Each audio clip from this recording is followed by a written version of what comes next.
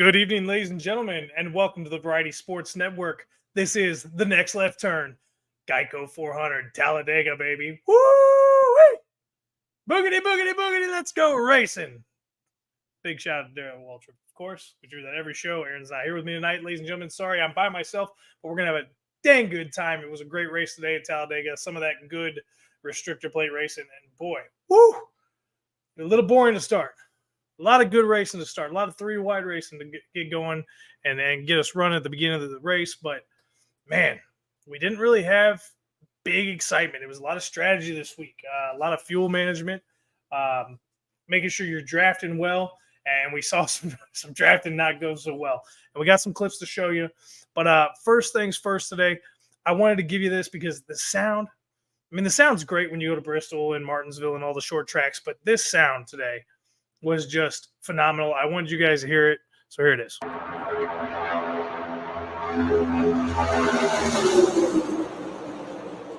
Oh.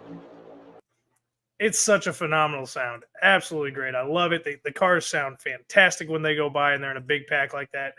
I think it's neat. I just thought I'd share it with you guys. It's not really important, I guess. But got a good clip of that for somebody. They put it out there. It was fantastic. Loved it. But let's talk about this race. This was a big race. Ford hasn't won a race all year. They've been really, really strong at the bigger tracks. So I know they had a lot of excitement. There was no practice this week because of inclement weather. It was a little different. Michael McDowell was on the pole.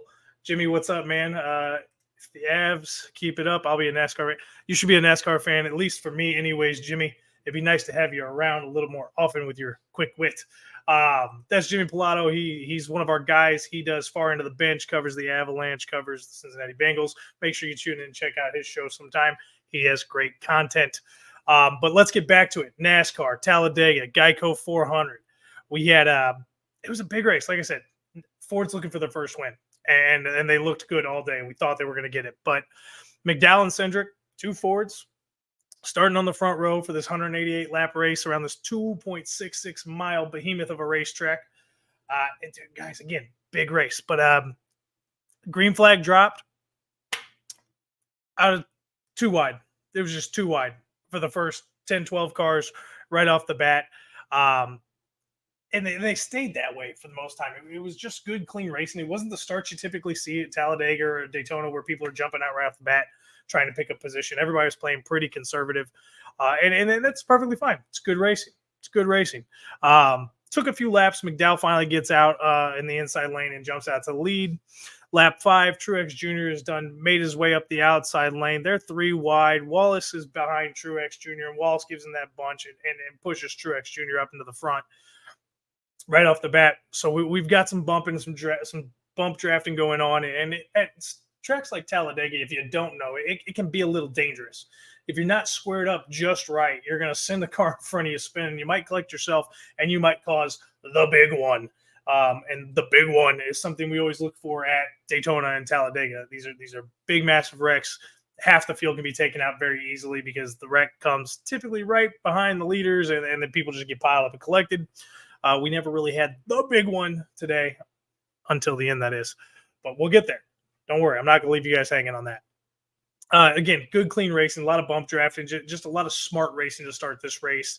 At lap 7, we get another change where lead change where Chastain bumps Hendrick up into the lead. And in the small note about Chastain here, the dude started 32nd today. He started 32nd place, and by the 7th lap, he was already up in the top 5. I think he was in second at that point. If you guys didn't know, I got some news and notes on the bottom. Larson had to start in the back of the field. Then he got penalized for top rails of the cars were wrong. He got penalized, had to start in the back, and then he had to serve a drive-through penalty at the start of the race. His crew chief was suspended for this race, or ejected, however you want to say it, because that came out right before the race started. Sorry, I should have lived with that. But that's why you're not going to hear about him right off the bat. We're going to hear about him later, though, and that's relevant. Lap 16, Denny Hamlin's pushes Briscoe up to the lead, and it's three wide all the way through the field here. It's good three wide racing. It's exciting. They're using the whole track up and down. Not a lot of big passes and not a lot of nudging guys out of the way early in the race. Like I said, everybody was being fairly conservative. They know it's a long race. This track has a reputation for taking lots of guys out who weren't even part of the original scuffle. So I think guys are being smart. Again, with that no practice, the guys didn't know exactly what the cars were going to do, especially with the new Ford and the new Toyota. So there were precautions taken. They were being smart. I mean, these cars are expensive. They don't want to just wreck them and blow them right off the bat at the beginning of every race. We get to like lap 30, and McLeod, however you say his name, my apologies. He had a contract last year. His partners and him sold that contract. This year, he's an independent racer. So he was in a car that was completely unsponsored. It was a black car this race. But he ends up shoving Truex Jr. into the lead right around lap 30. And about 10 laps later, he ends up having a little bit of a problem. Apparently, his fuel pump went out. And, I mean, he's up front. I mean, he's in, like, second place when this happens. He's running strong, having a good race. But I got a little clip of that, what happened here on that. Let me give that one to you guys real quick. Schedule as an independent, and today, unsponsored. Loves to race. Oh, he's in the wall. He's in the wall, guys. Got a good push, big push, and I don't know if it just got him loose, Kevin, or what, but he's in trouble. Comes off turn 4, drops to the apron. Fuel pressure, no fuel pressure. And he will pit. There it is. So you hear right there, he even says it on the radio to his team. He loses fuel pressure. The fuel pump goes out, so he has to pull down. No caution there. So no blood, no foul. Perfectly fine. About 3 laps later, though, we start seeing green flag pit stops take place. And pit lane was a problem this week for some racers. We had some guys get penalized throughout this race for speeding. So the cops were sitting there on the line, apparently. And it wasn't good for multiple racers. But Denny Hamlin gets a little loose going into pit lane. He locks up the rear tires. I got a nice clip of that for you guys. Locks it up. Too fast entering. The speeding police got him. Whoa, hold on to it, Denny. There he goes. Denny Hamlin locks it up. A little nudge there to John Hunter Nemechek. Again, Hamlin's fine. He continues to race, spins out. Obviously, he locked him up. He screwed up. He made a rookie mistake. But that's a tough turn to come off at the high speeds. I mean, these guys are running 186 to 193 miles an hour during this race. So coming off that tri-oval and dipping down the pit lane, it happens sometimes. These guys are racing. That's just part of it. So personally, with the way Denny Hamlin was at the beginning of the season, I'm perfectly fine with seeing him lose. But he's a great racer. All the respect in the world to him. But he's getting older. He doesn't have to care what everybody thinks. He gets to speak his mind. So I do like that. But to shove it in everybody else's faces when he comes out and says, I just beat your favorite driver. Yeah, I don't want to see him win much this year, which he's done plenty already. So, again, no caution there with that. Green flag pits are cycling around. They get done around lap 46, 47, and Chase Elliott cycles out into the lead. And with 1 lap to go in the stage, so like another 14 laps. Not a whole lot going on there. It's Cindric and Larson are side by side, and Larson's on the tail end of the, or not. My apologies. Larson's not on the inside. Cindric's up front with Larson on his inside at this point because Larson's the last car on the tail lap. So, like I said earlier, he had that penalty. He had to do the drive-through at the start of the race.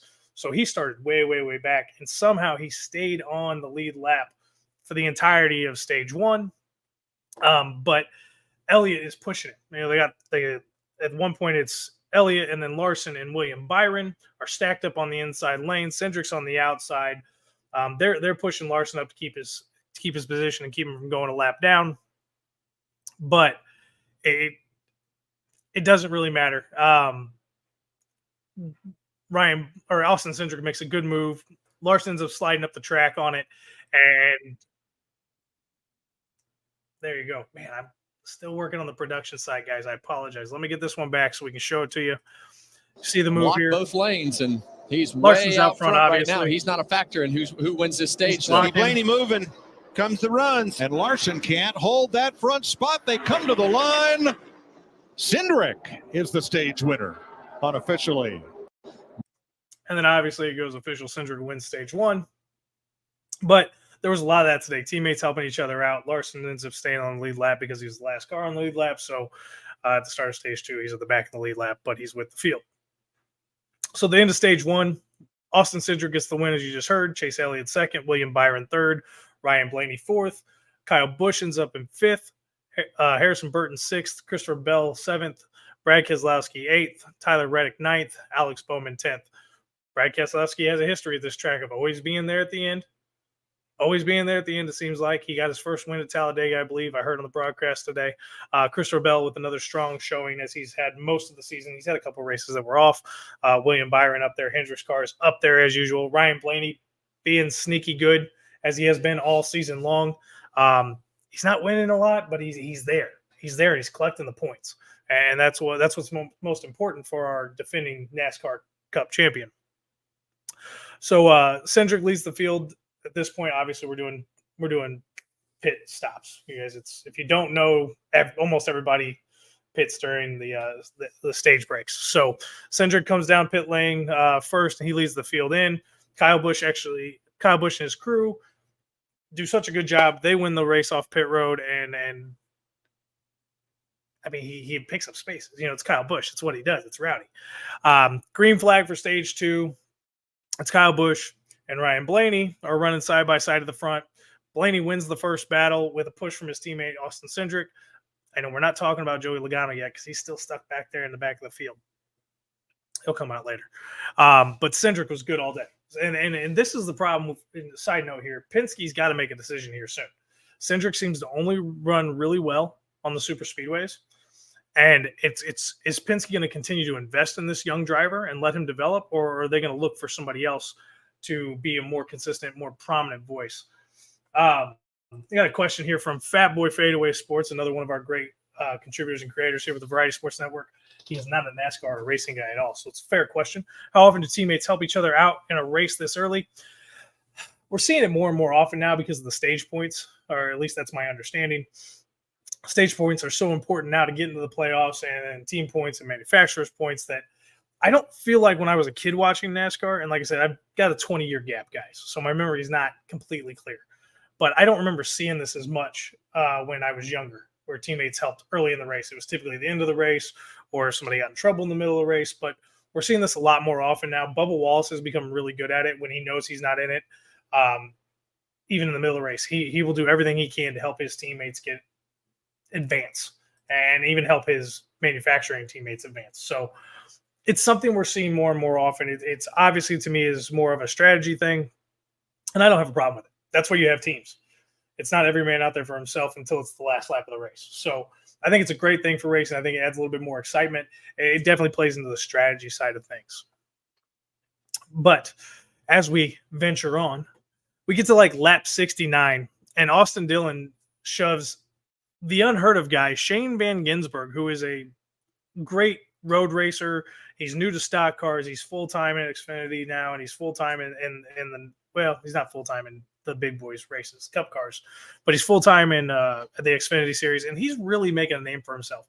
He was kind of one of those ringers they brought in last year for the Chicago race, and he ended up winning that race. So he made a name for himself really, really early, but we didn't see him much because he's just now getting used to oval track racing. My question to everybody out there is, do you think SVG is going to be one of the next great racers? Is he going to have like a Robbie Gordon or a Tony Stewart career where he comes from something else and comes over and he becomes a dominant force? I don't know. I know the guy's Australian. I know he's got a ton of racing pedigree in him. He's been a very, very good racer in all of his other series he's raced in. I think it's just a matter of time of him getting comfortable in a cup car. A couple seasons, we could see this guy being a perennial playoff contender in NASCAR. So keep your eyes open on Shane Van Gisbergen. He's going to be an up-and-comer, I think. If you guys disagree, let me know. If somebody knows something about the guy that I don't know and I'm just way off base, let me know. I'll take all the help I can get. But that was lap 69. And in lap 70, you start seeing the fuel game come into play. Okay.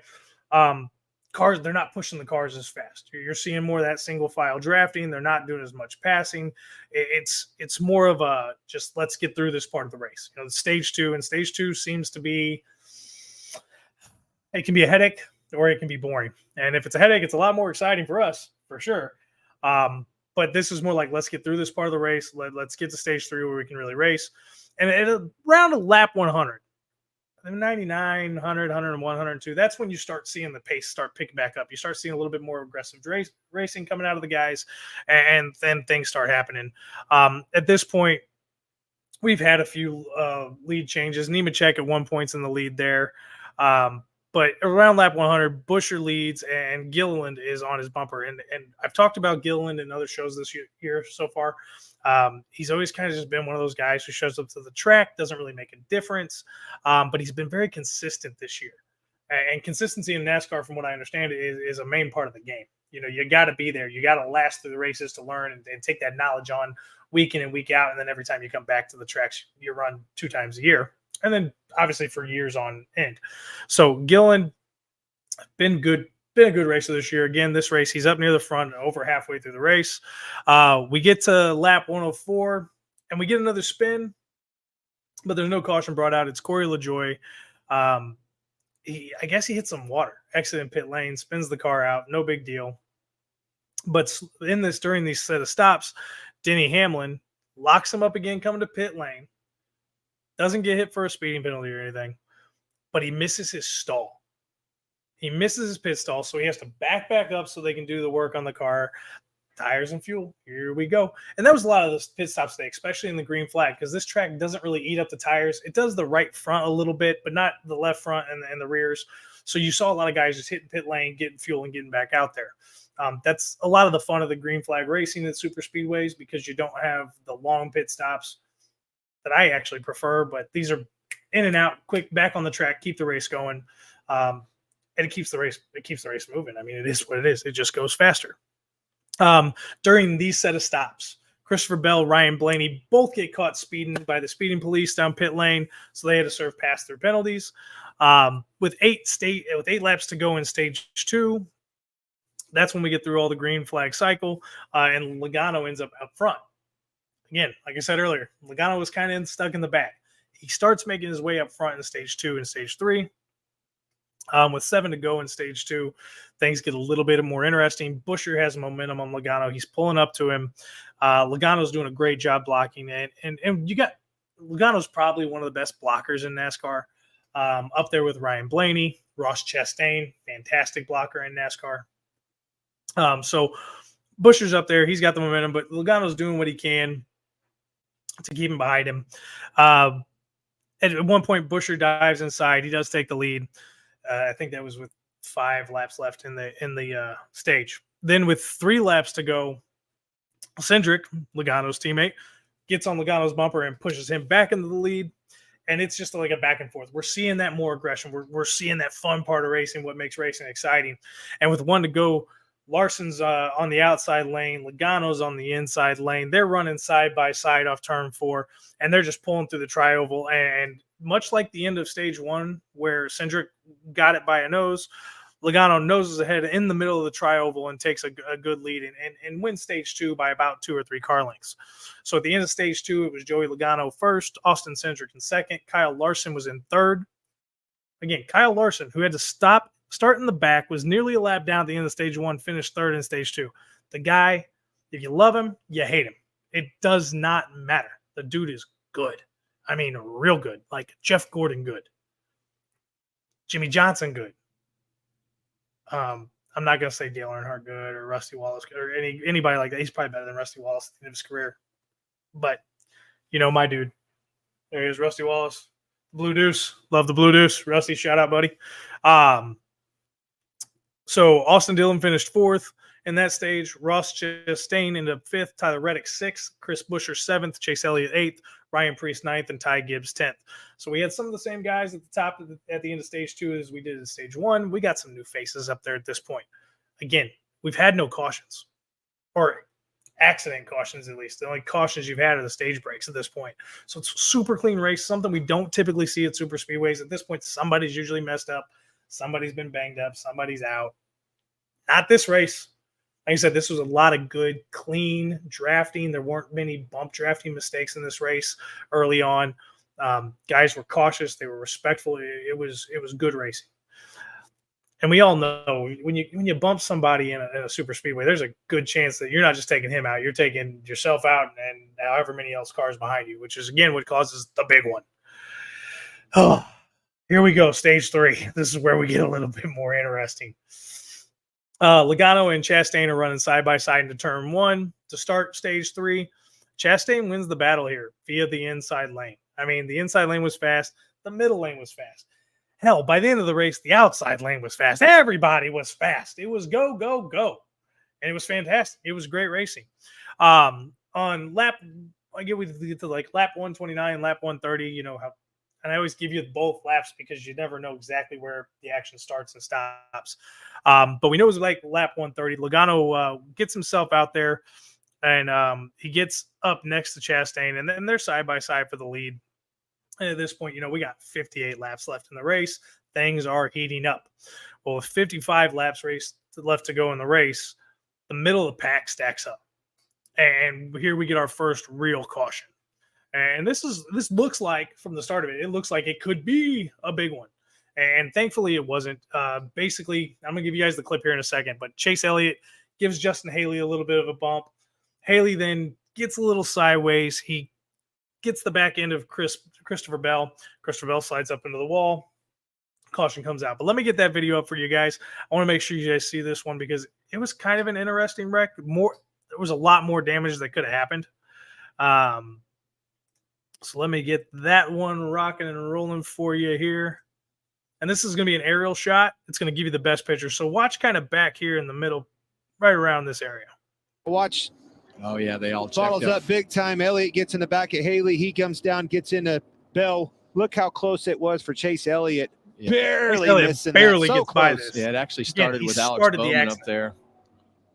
He checked up really hard. See a lot of cars. Chase Briscoe spin himself out. Luckily, he spins himself out and is headed down towards the grass before those cars came down the racetrack. So lucky situation right there. You see Alex Bowman backed up right there. Here. And it just accordions the back until they finally bottle up. That was so close with Elliott and Bell right there. He almost clipped him. Look at Ryan Blaney right in the middle of that. Gets rear-ended by Zane Smith.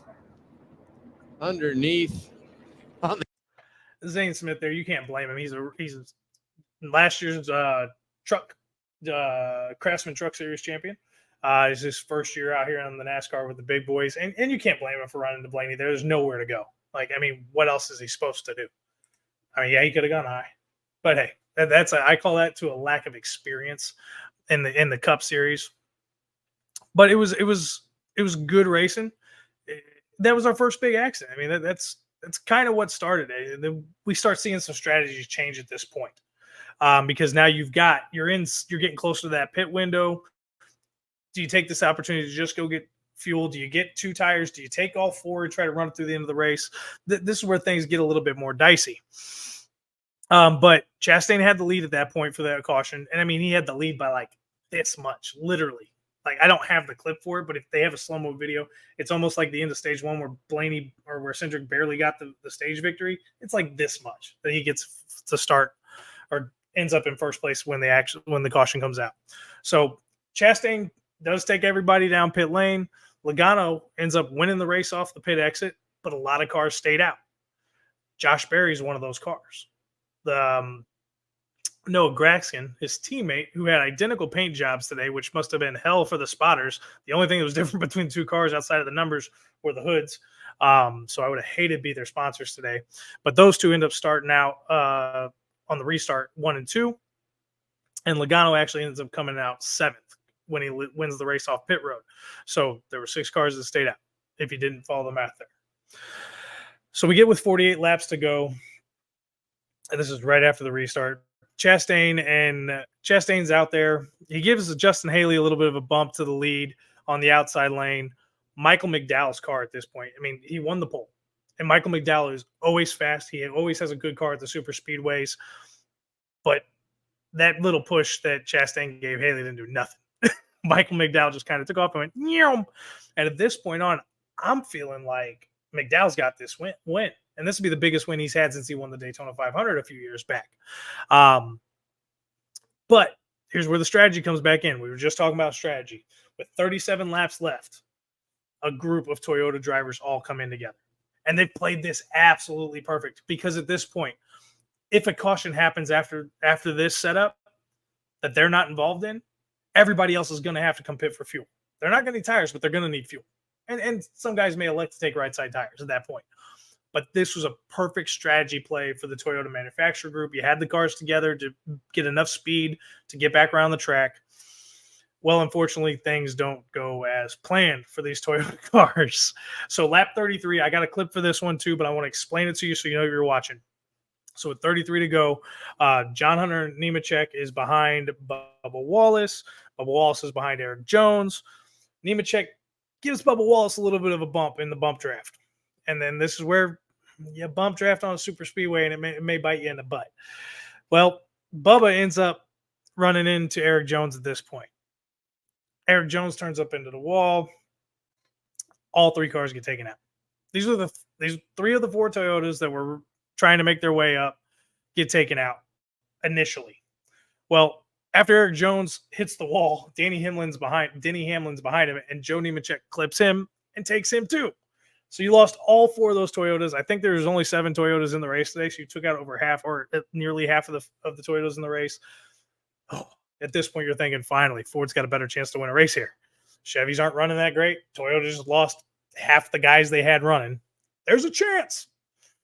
Well, all 4 of those guys get checked out. They all are okay. Eric Jones does get taken for further evaluation after he leaves the infield care center.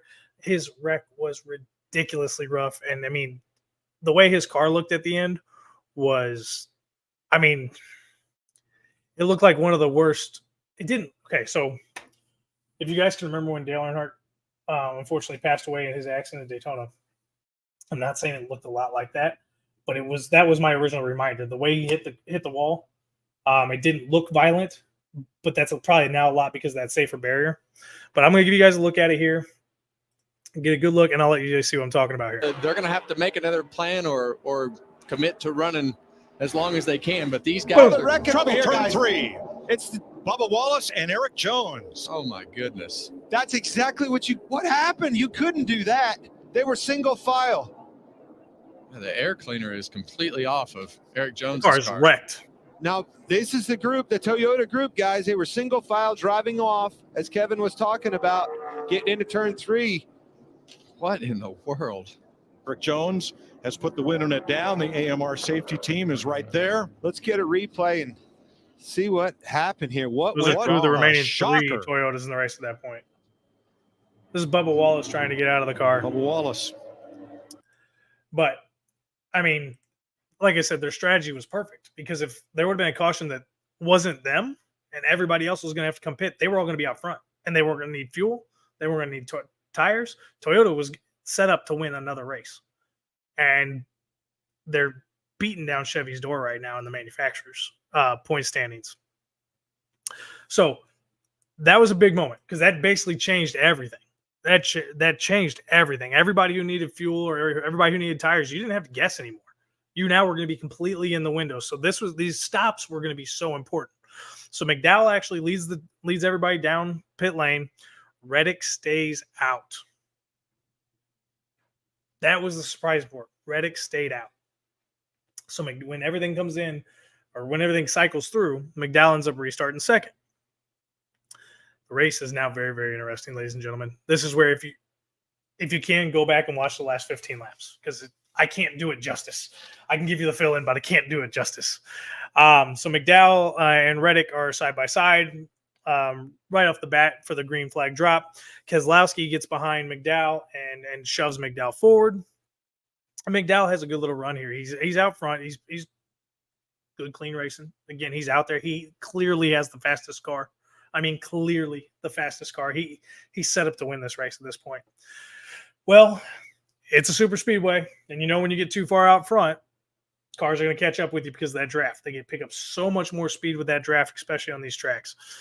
Well, about 15 to go, McDowell's leading, and he's got both lanes behind him. He's obviously running with the Fords, but he's back and forth, blocking both lanes, making sure he's keeping the lead. Again, good, clean racing. Nothing wrong with that. Nothing against the rules. But with about 5 laps left, Reddick has now made his stand. He is up side by side with McDowell. They are racing for the lead. Again, remember, Reddick stayed out at this point, so I didn't think he was going to be there at the end of the race. mean, I knew he'd be up there, but I didn't think he was going to be competing for the win. I really clearly thought McDowell had this thing won, unless Keselowski pulled off one of his classic moves from his younger days where he goes low and then goes high, or pulls something off from like Days of Thunder. You know, Tom Cruise movie. If you haven't seen it, watch it. It's a good one. But with two to go now, we're in the heat of it. 2 laps to go. Keselowski gives McDowell a push. There's a Ford helping Ford. With Chevy and Toyota, the couple Toyotas that are left, back off on the side. I got this for a clip for you guys. I'd rather let you guys see it than me tell you exactly what happens. So let me get that one set up here. And we're going to watch the big thing here. Oh, I'm just not good as this, Darren. I need some help. But here we go. This is coming off the 4th turn. This is the race right here. This is everything that's going to happen. Everything's important. Here we go. It's a run by Brad. There he goes to make his move. He's going to switch back over. Oh, the block, and around goes the 34. And Reddick steals one. That was almost exactly There's how your big Brad won this race, his first race. Huge wreck here, guys. Reddick. Oh, my God. Obviously, a lot of excitement there. There's tons and tons of damage on the track, as you can see. I got one more clip to show you about that wreck because it's something we haven't got to see before because now all the cars have cameras and it's awesome. But absolutely amazing in there. If McDowell does not go for the second block, he finishes the race probably in second place. Maybe first even at that point still. But he goes for that second block. Keselowski pulls an absolute veteran move on him, tries to get around him, and it unfortunately doesn't work out for him. McDowell goes for the second block, loses too much control with the overcorrection, and as we all just saw, spins out and takes a ton of the field. A ton of the field. Guys who were banking on having a good finish and needing the points for the stage just absolutely cleared. I got another view of this because I got 2 more clips I want to show you guys. But this is a side view of the accident. I want you to watch the car sliding against the wall. It's Corey LaJoie. And he is literally sideways up against the wall. So watch this. Boom. There he is. Lifted Josh Berry off of the track. Awesome, right? I mean, that's something we don't normally see. Just so you guys know, Corey LaJoie is, as far as I have been found out, is fine. But I want to give you guys this onboard camera shot I found because it is just phenomenal. Now, granted, the car wrecks. It's on its side, so there's going to be a little bit of interruption in the video feed. I'll cut it out when we get to the most of it. But watch this ride. This is from Corey LaJoie's point of view as he's getting turned on his side, sliding down the front, the tri-oval to go get across the finish line.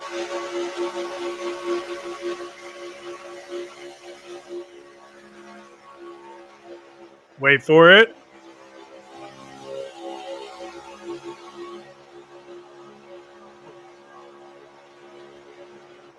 There we go. Boom. There's the accident. He gets hit. Oh.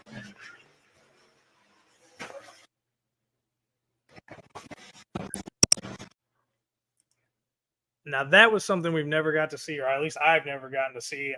I thought it was a great camera shot. Having the cameras in the cars are fantastic because we get all kinds of these little views. If you don't follow NASCAR on X, do so because that's where we get a lot of these great clips and a lot of these great views. So Tyler Reddick ends up winning the race, which is awesome. It's his first win that I know of. It's Michael Jordan's first win as a NASCAR owner. Denny Hamlin, who was taken out early in the race, is the co-owner of 2311. So he gets a win as an owner here. Michael Jordan was ecstatic. He said he compared this to the playoffs in the NBA. It was an exciting, a very, very exciting finish. Like I said, Tyler Reddick gets by it, he holds the gas down. That's the only reason he got by this one. He got just goes. And he was a man on a mission today, and he accomplished his mission. So here's the final running order. I got it running the bottom of the screen, but I'm going to give you guys a read on it. Tyler Reddick with the victory. Brad Keselowski comes in second. Noah Gragson, best finish of his career, I believe, in third. Ricky Stenhouse Jr. gets fourth. Alex Bowman fifth. Anthony Alfredo, who finished third in the Xfinity race yesterday, finishes sixth. William Byron in seventh. So again, Hendricks still up there. We just can't get rid of Hendricks being up there. This is Hendricks' year. Just everybody just deal with it and just enjoy the ride. Todd Gilliland, I've talked about him several times, mentioned him earlier in the show. He finished 8th, nice top 10 finish there. Daniel Hemrick finished 9th. Again, a lot of these guys got to move up because of the accident. They avoided it. Harrison Burton finished 10th. Martin Truex Jr. 11th. Chase Briscoe finished 12th. Ross Chastain finished 13th. Ryan Preece 14th. Chase Elliott 15th. Josh Berry 16th. And you saw him get jacked up in that last clip, and he still crossed the finish line 16th. Carson Hocevar finished 17th. Corey LaJoie, the guy we watched slide on the side of his car, finished 18th. Joey Logano 19th. Ryan Blaney 20th. Kyle Larson 21st. Ty Gibbs 22nd. Austin Cedric 23rd. Cody Ware 24th. Chris Buescher 25th. Kyle Busch 26th. Daniel Suarez 27th. And there's a question about Suarez. Is Trackhouse going to keep Suarez? Are they going to add a third team? Or are they going to replace Suarez at the end of the year? I don't know. I don't know what his contract is, but he's a little inconsistent. Again, great road racer, and he's really developed. But what's going to happen to him in his future? Shane Van Gisbergen, who I talked about briefly earlier, finished 28th. Zane Smith, 29th. Austin Dillon, 30th. Michael McDowell, with that dumb block at the end, probably could have finished second or third, ends up finishing 31st. BJ McLeod, somebody tell me how to say his name, please, finishes 32nd. John Hunter Nemechek, the accident causer, earlier in the race, finished 33rd. Justin Haley, 34th. Eric Jones, 35th. Bubba Wallace, 36th. Denny Hamlin, 37th. And bringing up the rear was Christopher Bell from that first accident that we saw. So pretty exciting race today. The point standings have changed a little bit. Kyle Larson's still in first. Martin Truex Jr. is in second. Chase Elliott's in third. William Byron's in fourth. Between those four positions, there's 24-point difference. So average 6 points per place. So it's 15 points between first and second, 7 points between second and third, and 2 points between third and fourth. Tyler Reddick is now sitting in fifth in points. Denny Hamlin is in sixth. Ryan Blaney, again, hasn't had a win all year, but he's always up there. He's in seventh. Ty Gibbs is in eighth. Ross Chastain in ninth. Alex Bowman in 10th. Bubba Wallace having a very solid season. He's in 11th right now. Chase Briscoe in 12th. Christopher Bell's in 13th. Brad Keselowski's 14th. Joey Logano's 15th. And Chris Buescher is 16th in the points right now. On the outside, looking in for the playoffs as it stands, is Kyle Busch. Well, I guess that's not true because we got some winners. So Kyle Busch is in 17th in the points. Daniel Suarez 18th. Cedric 19th. Eric Jones 20th. I'm not going any further than that in the points right now, guys, just because it's a long list I don't need to get through. But good race. Very good race. A lot of fun. I'm glad I can make it back for you guys this week. I know I said I wasn't sure I was going to make it. So for the 81 of you here watching, I appreciate you guys stopping by, hanging out with me as I learn the sport of NASCAR and what all the changes are nowadays. Again, make sure you guys get in those comment sections. Let us know what you think. Like, share. Big week in sports this week, guys. You got NBA playoffs. We're covering that. You got the NHL playoffs. We're covering that. We got seventh inning stretch on Wednesday night. That's covering all the baseball and everything that's going on. Thursday night, NFL draft. We will have live watch-along reaction and coverage with that. It's going to be a whole gaggle of our guys that are on for this show. Never know who's going to show up. It's going to be fun. So make sure you get on the YouTube. Make sure you like, share, subscribe. Tell your friends about us. We're doing homegrown grassroots work for you. We started doing this as fans of sports. We wanted an alternative source. We couldn't find a good one. So we decided to do it on our own. So again, we appreciate all the support. You guys are great. Thanks so much. We're doing Dover, the Monster Mile next week. It's the Monster Mile for a reason. It's one of the most legendary races in NASCAR racing. I'm looking forward to the coverage of that. Aaron will be here with me next week. You never know who else might drop by, but y'all have a fantastic week. God bless y'all. Take care. We'll see you soon.